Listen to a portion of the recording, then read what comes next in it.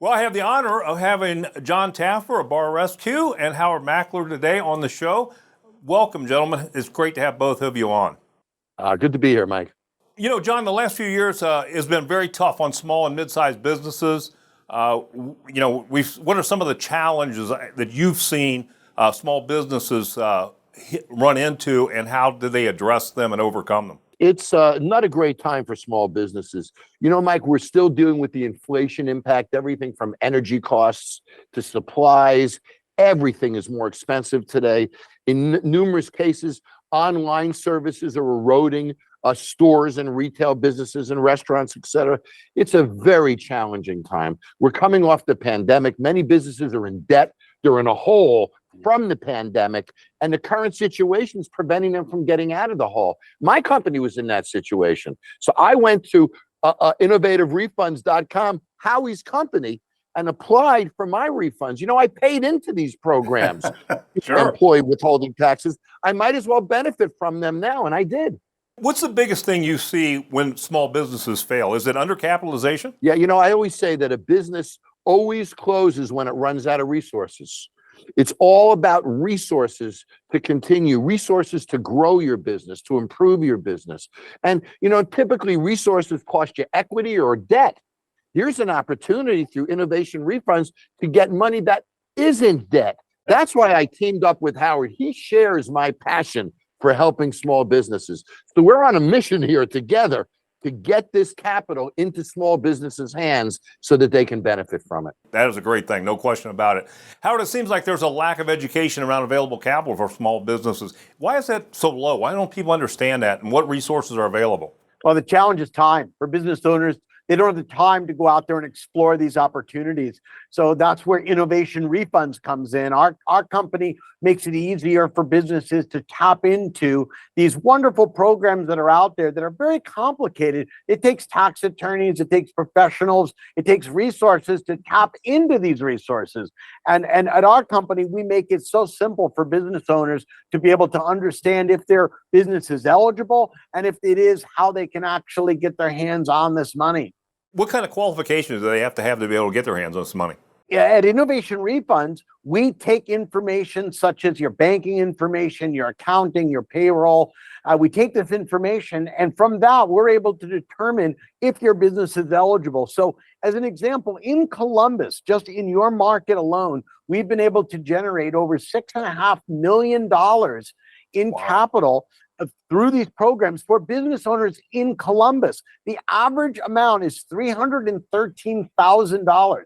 And so when we look at businesses and we ask them, what can you do with $313,000? John, you can buy new equipment for a kitchen. You can take care of expenses that you have for the business. You can put it into retirement plans for your people. There's so many ways that a business owner in Columbus could use this average $313,000. It's really wonderful if they can tap into it.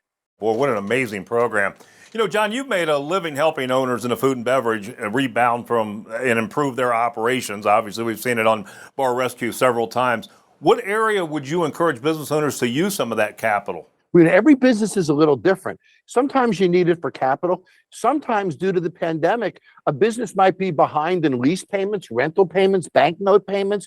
It catches you up and it makes you flush. Or I heard a great story of one of Howie's clients took the money and gave it out as employee bonuses. None of them had bonuses since the pandemic. Right. So having these resources gives a shot in the arm, energy, and reignites these businesses in a very powerful way. So any business that doesn't look into this, I think, is just crazy. Yeah, absolutely. You know, John, I want to go off script for a minute and talk about Bud Light. That actually, Anheuser-Busch is right across the street from us where we're at today. Do you think they'll ever recover market share? I don't believe they will. You know, brands like beer brands, liquor brands are very personal. We connect to them. They're part of our identity, our personality. When you connect to a brand that way, that brand typically should share your values, your approach to life, etc. In the case of Bud Light, its fans believe that Bud Light slapped them in the face. It's almost like when a spouse does that to you and your feelings are really hurt. Unfortunately, I think the Bud Light consumers' feelings are hurt. And Bud has to dig out of this. Shelf space has been reduced for them. Distributor buys have been reduced. Warehouse space has been reduced around the country. So the industry is prepared now for Bud Light to be a number 2 or number 3 brand in America. I'm not sure they'll ever get that number 1 slot ever again, Mike. And how do you see that impacting the bars that you work with on Bar Rescue? You know, years ago, if you didn't have Budweiser in a bar, you couldn't make money, Howie. You had to have it, right? Today, you don't need any particular brand. There's so many beers out there. So if a bar doesn't have Bud Light, if it does have Bud Light, it's not a game changer today. There's so many options available that people enjoy. Yeah. The important thing is have the resources to buy that Bud Light. And that's where Howie comes in. Exactly. Well, Howard, I know you've been an entrepreneur for 30 years. So what are some tips to help businesses work on their business, not in their business? Well, really, is to take time away from the day-to-day job that you have to look at the big picture, whether that means coming up with new marketing, whether that's new products, new locations. But really, it has to do with seeing the forest to the trees and seeing the bigger opportunities, taking time to pursue these government programs that can be tremendously beneficial. But it's stopping the day-to-day activities to see the forest through the trees. Well, you know, this is all great information and obviously very important to people who are starting small business or actually operating a small business. And you know, you guys are doing a great job with this service, and we appreciate you bringing us this information. Obviously, Columbus is a up-and-coming city with a lot of new businesses starting up. So again, appreciate you being here. Can you give us more information where we can learn more? Yeah, innovationrefunds.com. That's innovationrefunds.com. Fantastic. Guys, thanks so much for being on the show today. Nice to talk with you, Mike. Thank you, Mike. Thank you. Thanks.